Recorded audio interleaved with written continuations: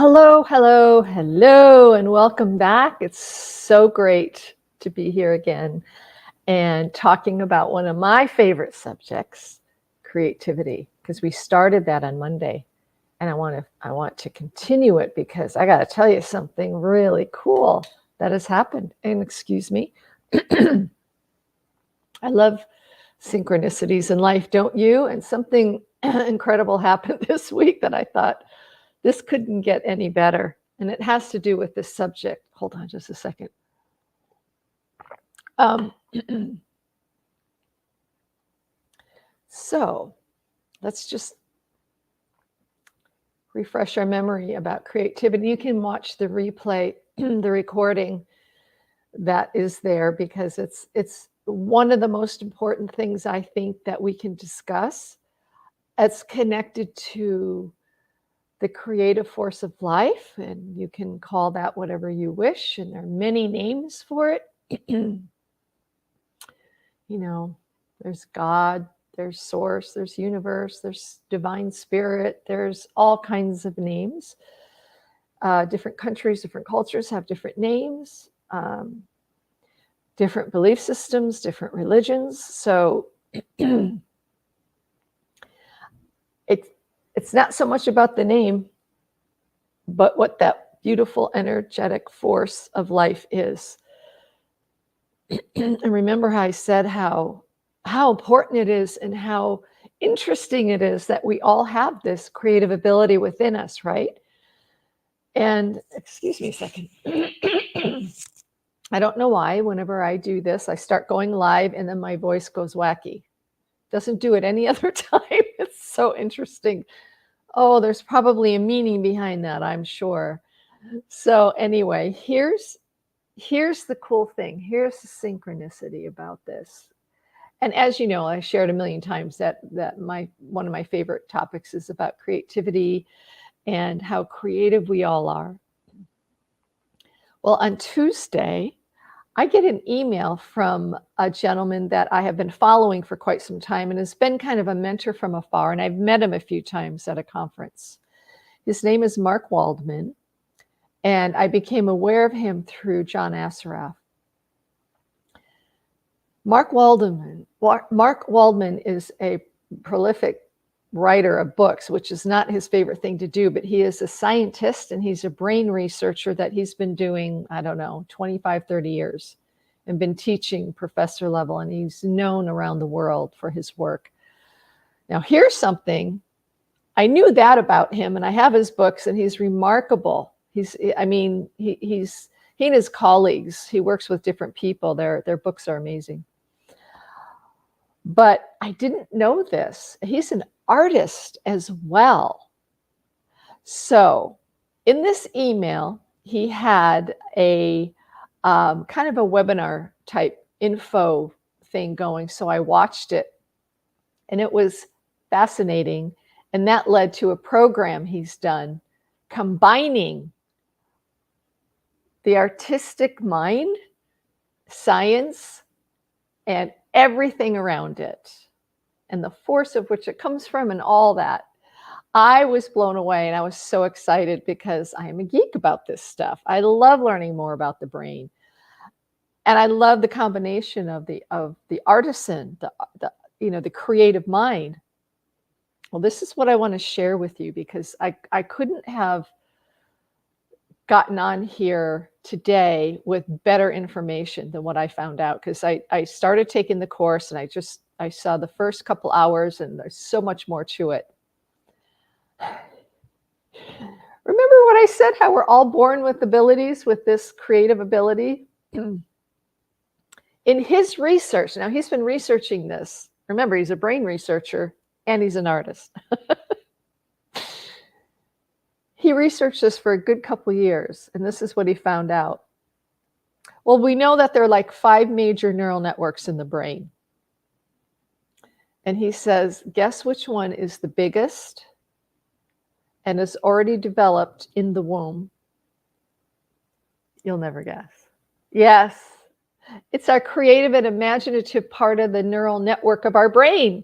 And he goes, it's right up here. It takes up like this much space of the brain. It's the largest group. It's like, I'm like, of course it is. And I was so excited because I'm like, yes, that gives, scientific proof to what I've kind of felt and have known, within myself, and having experience with so many other people, creative people in the world. So I was so excited about that. I thought that was so cool. And then he talks about how, I'm going to share a little bit what he shares because it's pretty cool. It's pretty cool. And again, I'm giving you generalizations. He gets very scientific and stats and all this stuff that I'm not going to share, but I'm going to share kind of an overall what I know so far. It's pretty amazing. This creative, imaginative network in the brain is, like I said, the largest part, and it's there already in the womb. And so when we're born, we have that already, that faculty within us that's beginning to help give us some kind of focus and reasoning about our own environment. And so it's that's so cool because the other faculties aren't quite what they're the capacities there, the networks are there, but they have to have the experience to start growing. So this was exciting. So I'm going to read a little something really quick. I have some notes here. I want to talk about. The significance is profound in all of us for our creativity, that we're all artists and artisans. I believe that. I really do.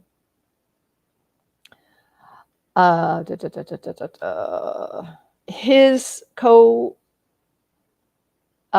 or his colleague, Chris Van Buren, also is a part of this research in the book. And Chris is also an artist. He is not a researcher, though. He's an artist. And so they did this program together. Anyway, I don't want to bore him trying to find everything. Well, what he broke it down into, like, he showed brain scans of brains. He talked about music and art, the written word, acting, different forms of artistry, painting, or using your hands and doing ceramics, really getting in there and the emotions of it all. And so he showed actual scans of brains. And the one was just a brain, just listening to music, just kind of getting a feel for it. It was new to them. So they're listening and different parts of the brains were lit up. And then it showed the same brain listening to music they love. And I mean, all the parts of the brain were all lit up. And then it showed another brain listening to music. It was the type of music they didn't like that much. They didn't care for it. They were barely listening to it. So as you can imagine, the brain really in those areas weren't lit up very well. And they did the same for art itself, looking at a painting. One of the things that they discovered, and I think this is amazing, that people prefer art that they can relate to, that feels a little more realistic, that it's a picture they can figure out. Because when we're looking at something creative, something new, something artistic, and so especially like a painting, the brain automatically goes into these different functions, of thinking about it. Do I like it? What are the colors like? And then judging it. Would I have this in my home? Would I look at this again? Is this something special? And then the decision about it. So, and if you think about a painting, it's kind of like what we do in life anyway, isn't it? We even size people up that way. And that also corresponds with other areas of the brain that come together, the other neural networks of the brain that come together to make these decisions that we're making suddenly in life, right? We have these quick subconscious decisions that we make snap judgments about automatically. Sometimes we have to catch ourselves and be mindful of it and be aware and go, oh, it's not really fair to judge that person right away or that situation right away. I need to know more. And that's when the CEO part of the brain, that neural network, takes over. This is kind of cool because I'm learning this too, and I love sharing it with you too. There's a salience network part of the brain. This is cool the way he described it. He goes, that part of the brain can be considered the conductor of the orchestra. If we see parts of the brain as an orchestra, all the different instruments and the ways in which some of those instruments have been refined, and you know the notes and you know the music and you know how to play it, and it creates beautiful music, and the conductor makes that happen, right? The salience part of the brain is the conductor, and we need that very much in our brain. This is so cool because that part of the brain helps us make sense of the creative imaginative part of the brain and the CEO part of the brain. Now, the CEO part of the brain is analytical and thinking and decision making and less to do with much emotion. Here's the other thing he talked about too, which I thought was really cool. He didn't name names, but I can only imagine. He talked about some people who are super creative. And we all know some people like that. Very, very creative. And he said, if these artists spend too much time in that area of the brain, like all they're doing is thinking, breathing, eating, their creativity, they're painting 24/7, they're studying a script, 24/7, they're producing ceramics, 24/7. He said, when that's continual, these people literally go mad. And there are some artists in the past that they know have, not a very psychological term, but go mad. They literally are just so overcome and overwhelmed with that part of their brain and that part of their creativity. And then it becomes obsessive and manic and involves, am I good enough? Is this good enough? Are people going to like this? Oh no, I got to do it better. And it's just this obsession. And they go mad. We'll probably call it other things, maybe obsessive compulsive or an emotional or mental illness of a type. So, and he goes, and then there's the CEO part of the brain. And so some people who just are living in that section of their brain, if all they're doing is doing statistics or mapping out what their business is like, or army type discipline that's constant, and there's no emotion and there's no involvement of the creative part of the brain, that's just as bad. That's another form of a mental illness, and that's just as harmful. And other parts of our brain can kind of go weak if we aren't using them. So the salience network of the brain, this is so cool. And I think I even touched on it. I can't remember if I did on Monday, but it's when we have all this creative ability. And there are a lot of people who that's how they make their living, is through their art, through their writing or painting or acting, directing, their music or their bands or their voice, whatever it might be. They are very creative. They need to stay creative. But the salience part of the network of our brains, and maybe you experience this too, helps keep us in the reality, in being grounded. So the salience brings in the CEO part of our brain, the thought process, the discipline, the focus, along with the artistry, the creative part of the brain. And so that great conductor, the salience network of the brain, is keeping everything grounded and going and moving. And so when we're lost in our creativity, we still are focused and disciplined. And that might mean not only the way one paints or the way one is doing ceramics or the way one is thinking of how to build a character, or their voice in singing a certain song or their instrument that they're playing. Because like I said, we can all get lost in that beautiful flow. But the salience part of the brain says, no, I'm going to help you with this. Here's the good part. Here's the focus. Here's the attention you need. Here's the discipline. And it all comes together. And the most beautiful things that we see and know and hear and touch and have the convenience of are from those people who not only were so creative and imaginative to come up with all these things in our lives that we have, but they were focused and determined and disciplined to make it happen. And I just think that's so wonderful, because when we can understand better how the brain works, it can become our friend and a really good tool. Because it's not always that we're out of control necessarily in our thoughts or our feelings.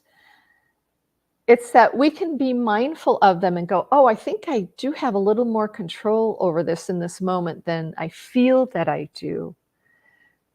You know, our feelings and our emotions are of the subconscious, and that's their home. And so it's connected to a lot of other things in our life. Remember, we talked about that, like something can happen to us and all of a sudden it's connected to some kind of fear that we felt when we were 10. And yet it has nothing to do with what's going on in this minute, in this awareness of this minute. It has nothing to do with that, but it hits that trigger, right? And when we understand a little more how triggers are formed and how they are created, we can take a breath and go, okay, I think I have a little more control over this feeling right now than I thought I had.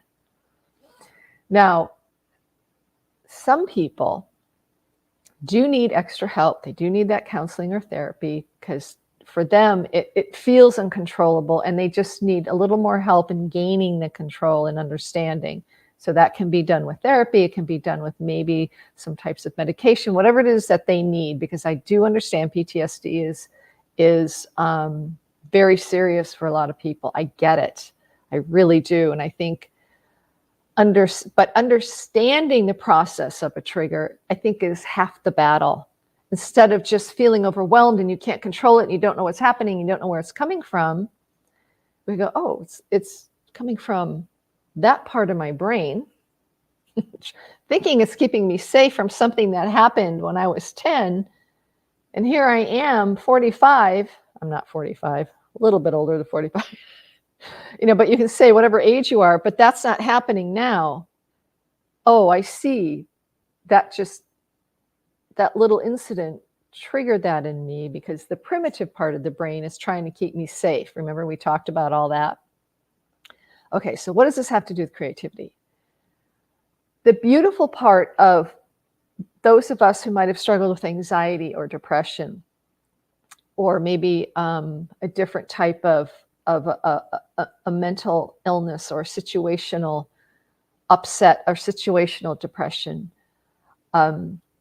art is a very healing format for people who struggle this way.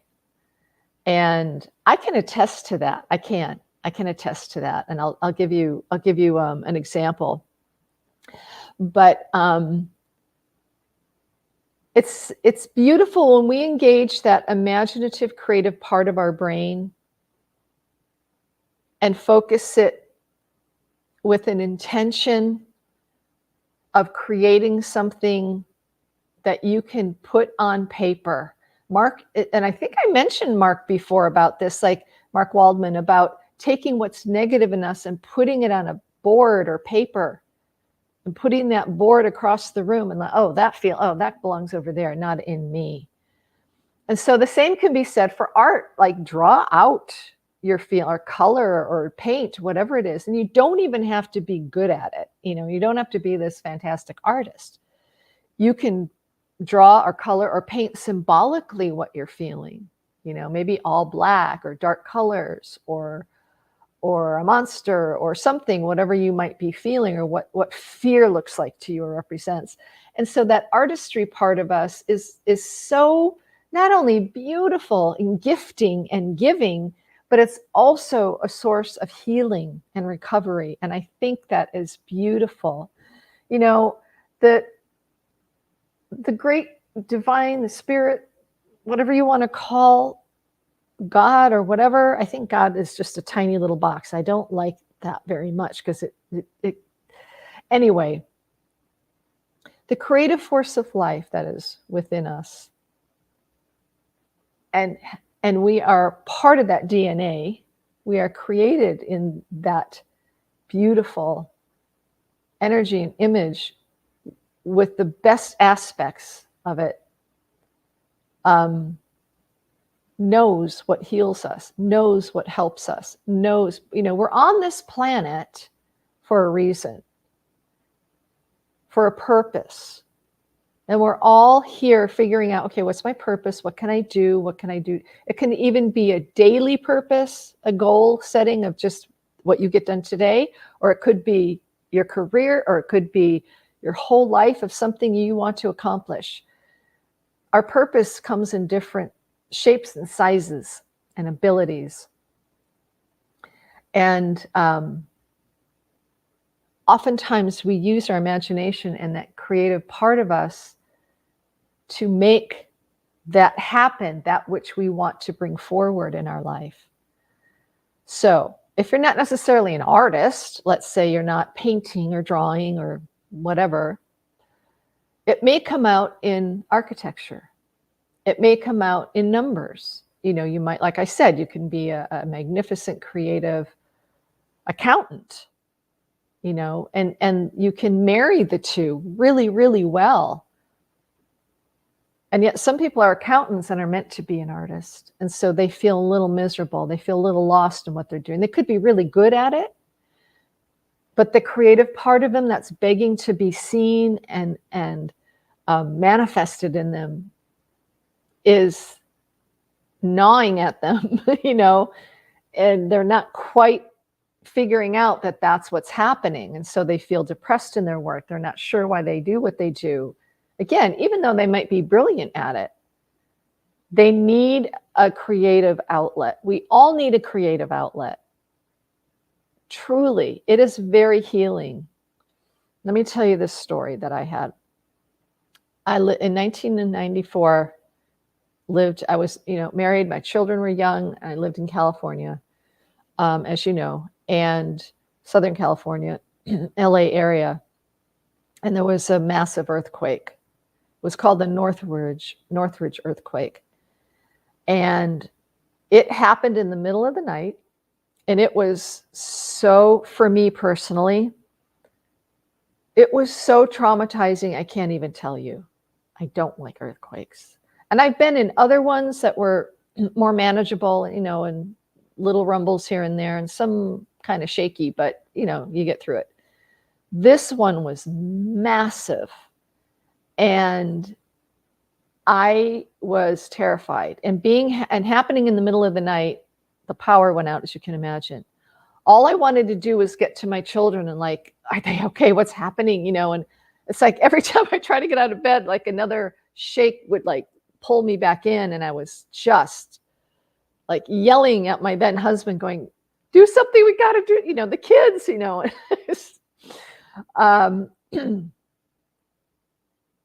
Anyway, it was traumatizing. I won't go into all the details that happened because everything in the kitchen cupboards was in the middle of the floor. All the crystal I owned in my china cabinets smashed to smithereens all over the dining room. I mean, it was horrendous. I'm not kidding you. And traumatizing. I don't like earthquakes.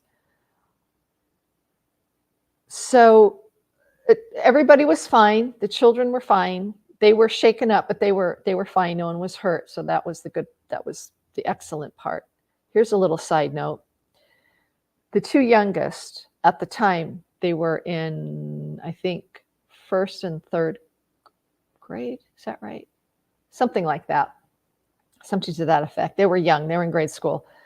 They wanted to camp out in the living room that night. They wanted to sleep in the living room. So we're like, sure, why not? You know, we made them little beds and little, you know, so they felt like they were camping out in the living room. They thought that was fun. I forgot that they did that night. And it was a godsend that they did that. That was no accident, because their room, they had bunk beds, and they had a desk and a big bookcase above the desk, and, you know, a dresser and all that. I forgot that they were in the living room during that night. And so their bookcase fell off. I mean, it projected, I mean, because it was a ways from their bed, but it flew on their bed. All the books, everything on there just went everywhere, all over them. And they would have been hurt had they been in that bed, in their bunk beds. And they weren't. And so that's like a thank you. Thank you. Angels above, whoever orchestrated that. That was awesome. Really, it was. So anyway, I want to put that aside. But so weeks after this earthquake, I still didn't want to drive. I mean, I had to, you know, I had to get the kids to school. And the kids were like, you know, after a day or two, they're like, yeah, whatever, I want to go back to school. And they're happy. And everybody seemed to be back to normal. And I felt like, what is wrong with me? I must be crazy, because I didn't want to drive. I didn't want to go anywhere. I didn't want the kids to go to school. I knew there were going to be aftershocks, and I was freaking out. I was, and this is like a week, 2 weeks after. I have a friend who happens to be a therapist, and she is for schools. She's a school therapist. And I was talking to her, and she goes, you know what? You're not the only one. I think this is what I'm going to do. And so she put together a group to meet once a week or twice a week. I forgot what it was, like just for a week or two. And she had us draw or paint our fear, or what would it look like in our heads? Like, what was this, you know, what did it represent to you, you know? And I remember clearly I drew this huge monster, like eating up a house. Because, I mean, I'm laughing now, but that's what I felt like. So, and I know when she first mentioned it, and she said, this is what we're going to do. I'm like, that's not going to help. And I said it in my head. I'm like, how's that going to help? It helped. It helped. It did. And so the second time we drew again, I forgot what it was, but it was a lot less traumatic. It was a little bit more of a peaceful picture. And then the third one was just a lovely day. And I mean, and along with the painting, I mean, she worked with us, she talked with us, and she allowed us to speak and share. And it was fantastic. So I want to give kudos to that method, because I really do believe it works.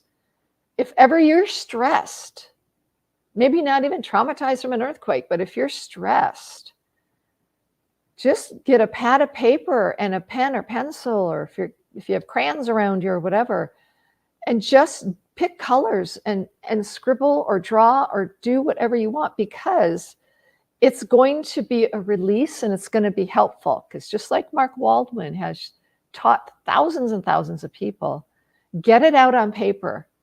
Write it out or draw it out. Get it out on paper. And your brain psychologically will go, oh, well, that belongs out there or over there, not in me. And so whenever there is a negative situation or thought or fear or feeling, write it out. Get it out of you, or color it out, or draw it out, whatever you want to do. Draw a monster. I'll never forget what I drew. I think I saved that picture. And just know it's out of you. If you have to do it again, draw it again. If you have to write it out again, write it out again. But it really does help disassociate you from the feelings and from the fear, oh, that belongs over there.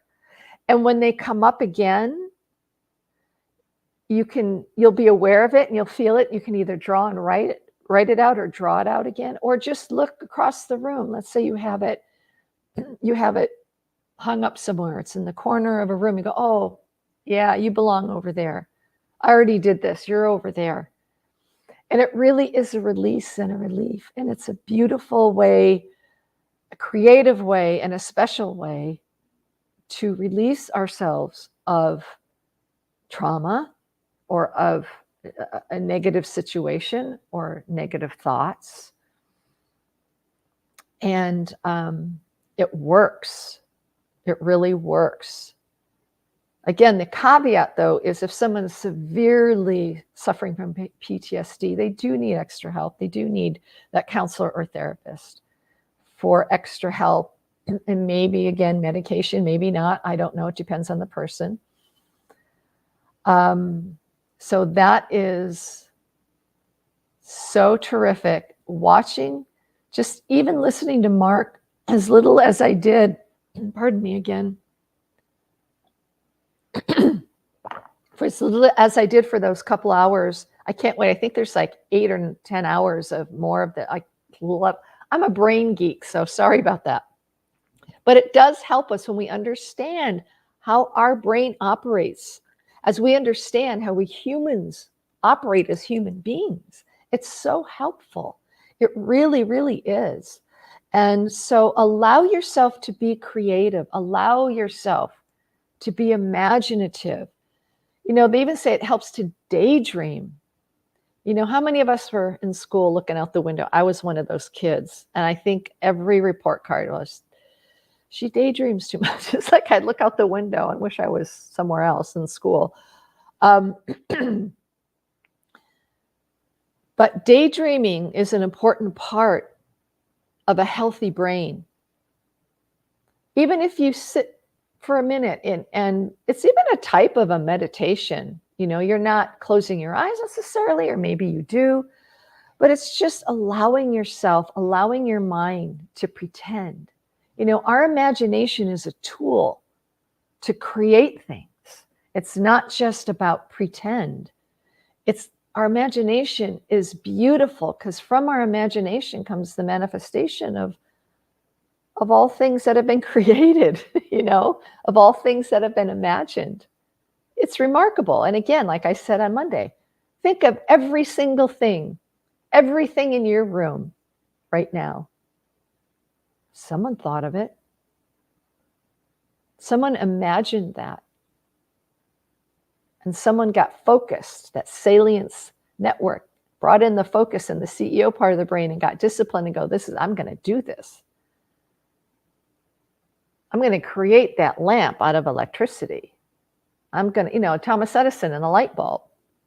Also, Tesla deserves credit. He did a lot that Edison didn't, and Edison got credit for that Tesla should have, but that's a different story. Anyway, I don't know what's going on with my throat. This is very strange, so I apologize. I should be doing some breath work or voice work before I come on. I have to remember to do that.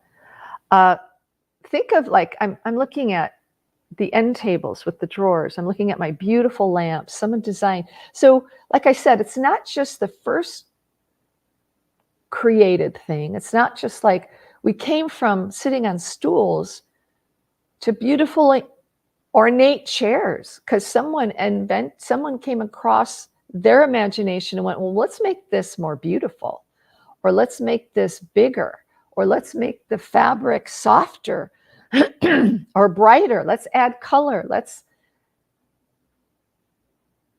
You can do that too. You can create a beautiful surrounding for yourself in your home, in your mind, in your work, whatever it might be. Whatever it might be. And it's so exciting to do it. That's the thing, when we're aware of it. I know, like I said, you know this, I've said a million times, I'm from a family of artists. I know a lot of actors, artists, writers, things like that.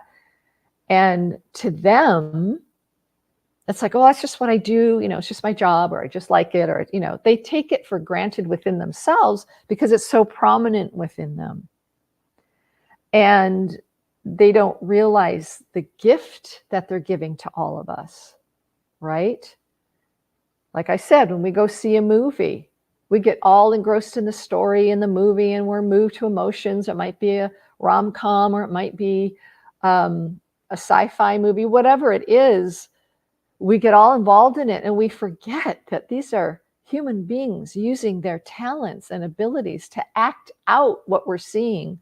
And there was someone who wrote the screenplay, and the composers that wrote the music, and the director and the producers and the lighting guys, the grips, all of it. It's hundreds of people, hundreds, to create a movie or even a TV program.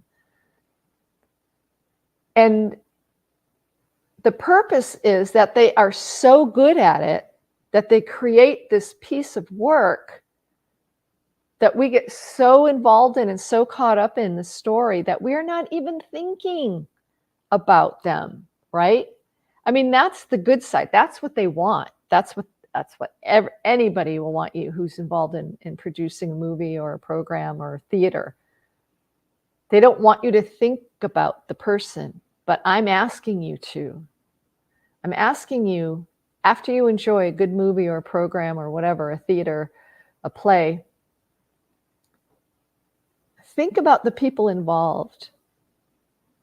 Think about their abilities to bring that entertainment to us. It takes a lot of work, a lot of focus, a lot of discipline.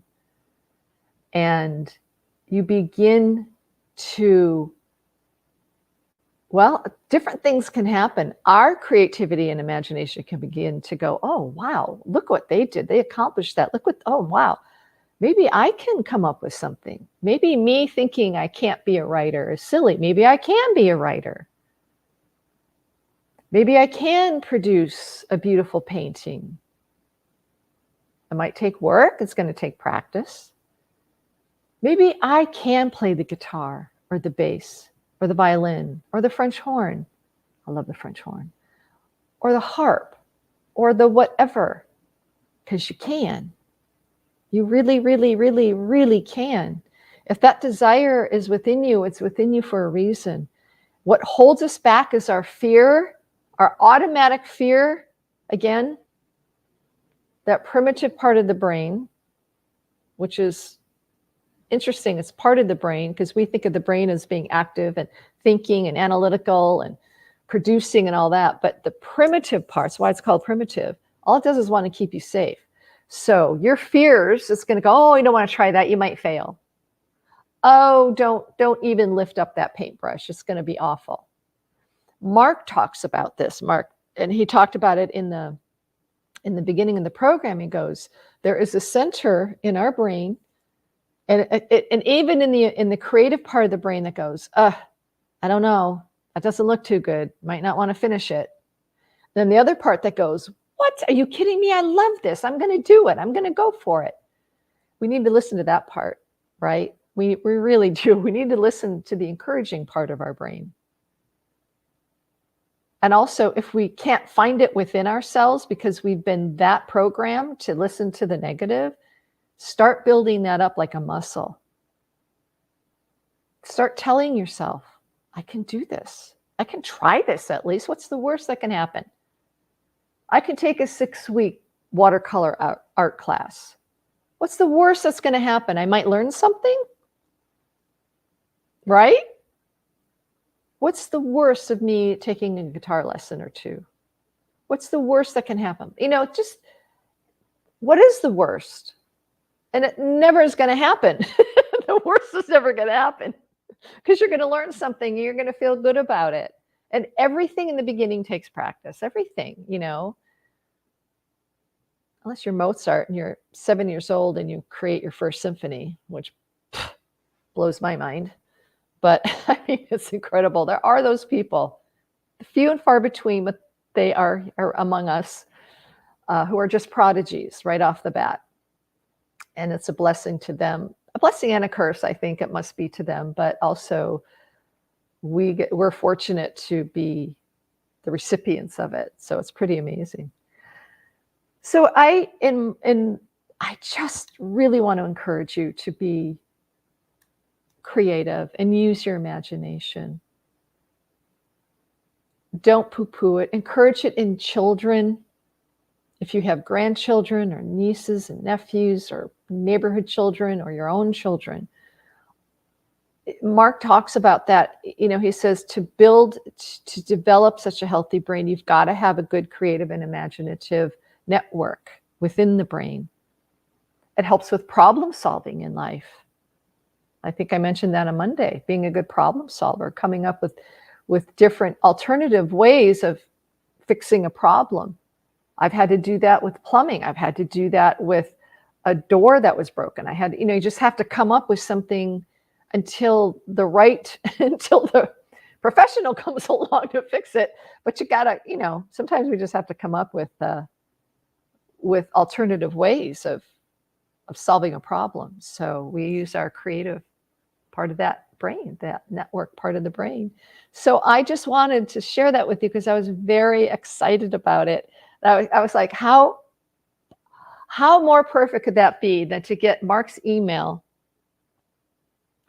talking about and having studied scientifically that part of the brain. And he continues to do so. And how I was so excited to learn I had no idea he was an artist. I have only known him as a brain researcher and scientist all these years. I didn't know.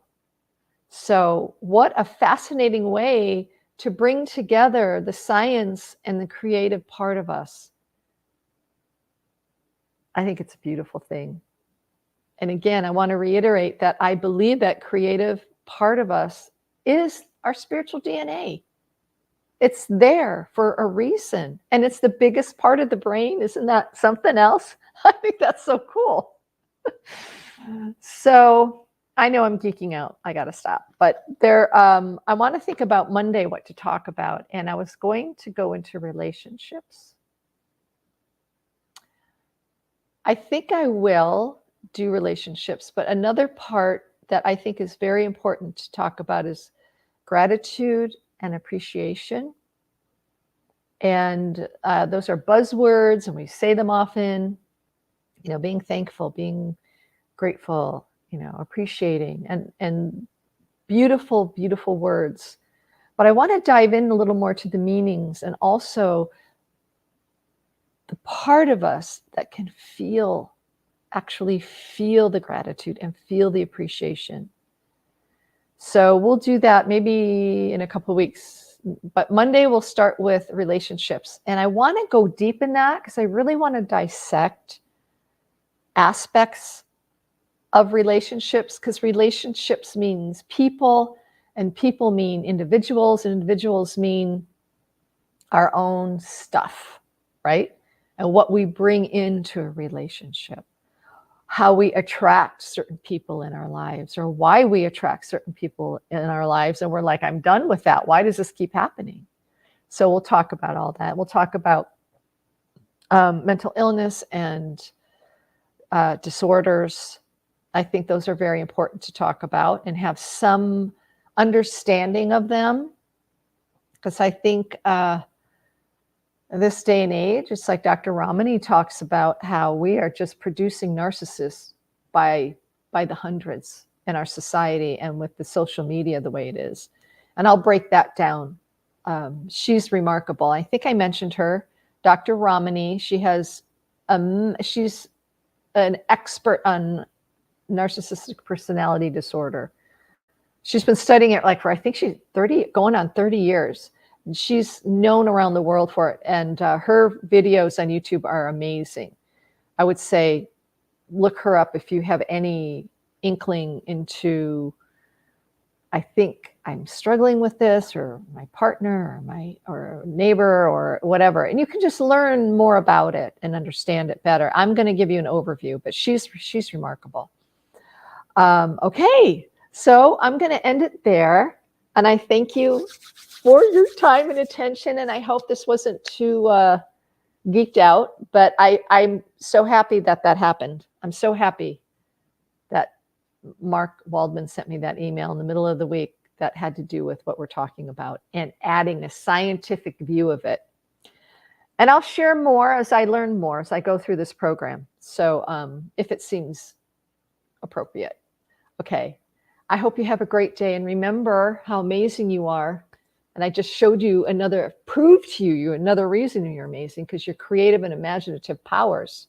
You've got it. And you're a miracle on this planet. You're a miracle on this planet. There's only one of you. Isn't that amazing to think about? Ah, and you matter. You matter greatly. Don't ever forget that. Don't ever, ever forget it. I'm telling you. And I want you to tell yourself these things until you believe it. Okay? All right. I hope you have a great day. Go draw, go paint, go pick up an instrument, go sing, go write something, do something this weekend that you love. All right. Take care. Blessings to you. Bye for now.